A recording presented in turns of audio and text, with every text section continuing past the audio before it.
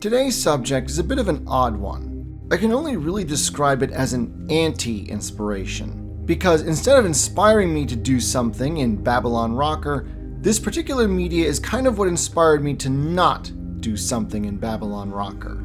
Today, I'm going to talk about Mass Effect, one of my favorite sci-fi video game series, and why it inspired me to not have aliens in my comic. For those few that are unaware, Mass Effect is a franchise of action-oriented role-playing games created by BioWare in the late 2000s, mostly following the travails of Commander Shepard and the efforts by him and his crew to save the Milky Way galaxy from an impending cosmic menace known as the Reapers. Over the course of the main games, as Commander Shepard, you, the player, have the option to recruit various people to your cause, some human, some alien. Back in those glorious Halcyon days, before BioWare was bought up and later became nothing more than an empty extension of that monument to avarice that is Electronic Arts, BioWare as a company excelled at writing believable companion characters for its RPGs, from Mass Effect to Dragon Age to Knights of the Old Republic. I've played the Mass Effect games, particularly 1 and 2, multiple times, and at some point I began to notice something. Namely, the fact that I always found the alien companion characters far more fun and interesting to be with than the human ones. And it's not just me. If you look at all kinds of videos that do top 10s or tier lists of Mass Effect squad mates, very rarely do any of the human characters make it near to the top ranking. It's almost always the aliens. So naturally, I asked myself, why is that? Why are the alien characters like Mordin, Garrus, Tali, Liara, Rex, why are they all written so much better and more interesting than the human characters? The best explanation that I could come up with is the fact that most of the alien companion characters are not just representing themselves as individuals, but also representing their respective alien races and cultures. So they also contribute to the world building of the Mass Effect universe. Through interacting with them, the player gains insight into things like the Krogan's self-destructive behavior following the genophage, the fraught history of conflict between the Quarians and the Geth, how the Asari perceive sexuality, or that the Drell are so unaccustomed to anything wetter than a desert that long-term exposure in wet environments causes them to develop a terminal illness. And so my theory is the reason why humans are often boring, specifically in the kind of sci-fi that's supposedly set in the near future of our world, and they're having some of their first encounters with various alien races, it seems to me that in these kinds of stories, the writers are just assuming that the humans are just going to be us.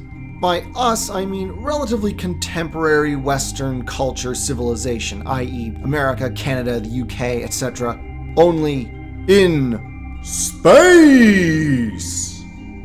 At least that's my theory anyway. Why exactly this is, I don't know.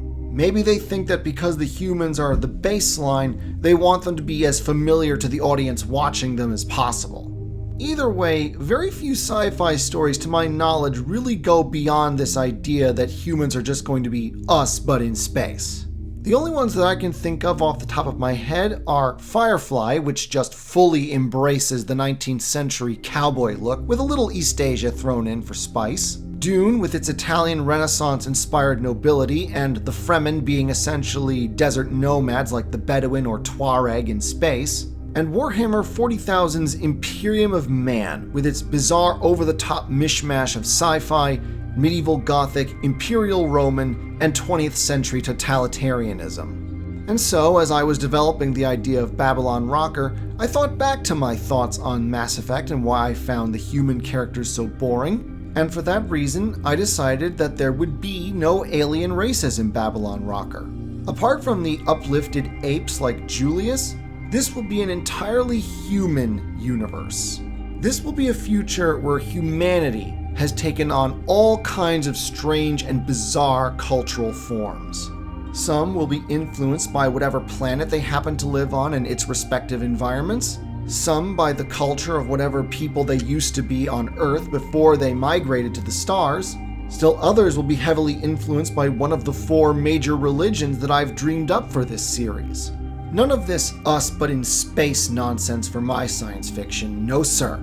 So, like I said, I can't really think of any other way to describe Mass Effect's influence on Babylon Rocker than as an anti-inspiration. Just as well for me that I am very passionate about and confident in my world-building abilities. If Babylon Rocker ever does get off the ground, I have no doubt that when people open the comic and take a look at humanity in this series, they're going to find examples of human beings that are just as strange and unique as any alien. Thank you for watching. If you liked what you've seen or heard, please support the Kickstarter. Thank you.